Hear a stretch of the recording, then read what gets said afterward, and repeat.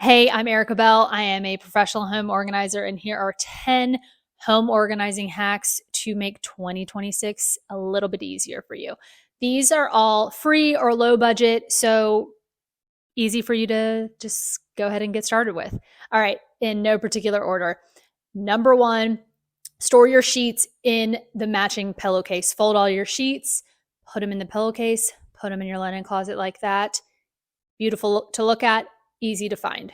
Number two, put baskets in every room. I use them all around my house for everything from blankets to cars, any kind of toys. You can even use them from room to room for things that like you need to move room. So you could have a catch-all basket, things that need to leave this room, things that need to go upstairs. They look beautiful. Put cords in them. Like they look beautiful and they're just easy. Don't worry. Number three, do not organize things you don't want, need, love, use, or sentimental about, whatever the thing. Do not organize those things. Declutter first. I'm going to have a whole video on decluttering. Stay tuned for that. Number four, keep a donation box or bag, bin, whatever you want in throughout your house. Okay. I was going to say either in every room or in every closet, but you can decide kind of where depending on who lives in your house and the layout. I like to recommend clients keep them in their closets. That's a lot of times where we're going to have the most things that we're kind of donating, especially for kids. They try something on, it doesn't work. They can just place it right in that basket, right in that bag. You get it. And then when they fill up, you take them to be donated.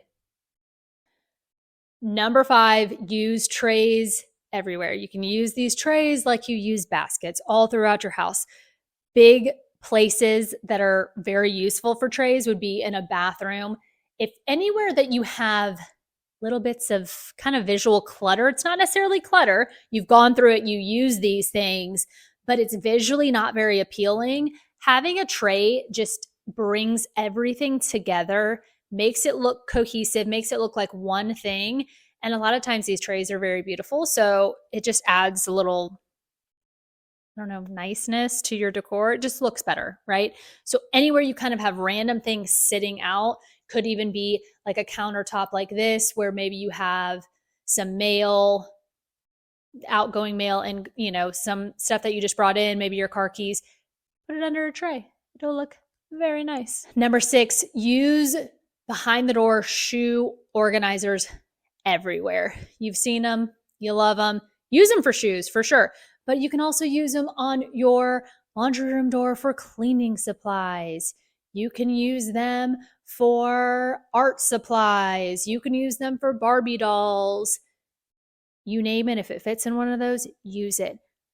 That behind the door space is so often underutilized. And this is a very inexpensive way to utilize it, right? Number seven, learn to file fold, okay? This saves so much space in your drawers. And also you can see everything versus stacking. When you file fold, oh, that's what shirt it is. Perfect. Easy peasy. Promise you'll love it. Number eight, put your kids either like Tupperware dishes or like snack dishes, plates, those sorts of things, cups, bowls, put it down low so they can get to it. That way, when they run to you and say, Mom, I need a snack, you say, all right, go grab a bowl, go grab a plate, go grab a cup, and get it for yourself. Something we're working on in our house is like helping our kids to be more independent, cooking more of their meals, doing more cleaning, all of that. And that just helps, right?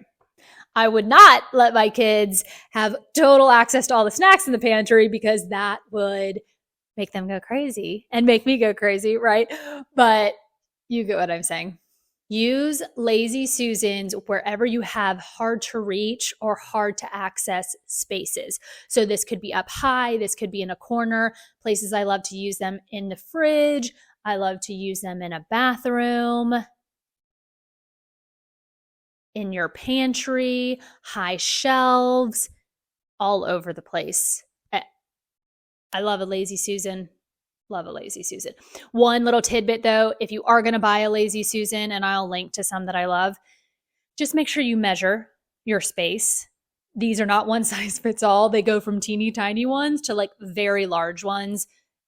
And again, just I think we've all been there when we have bought something and then gotten it and we're like, didn't remember to check what size it was good for.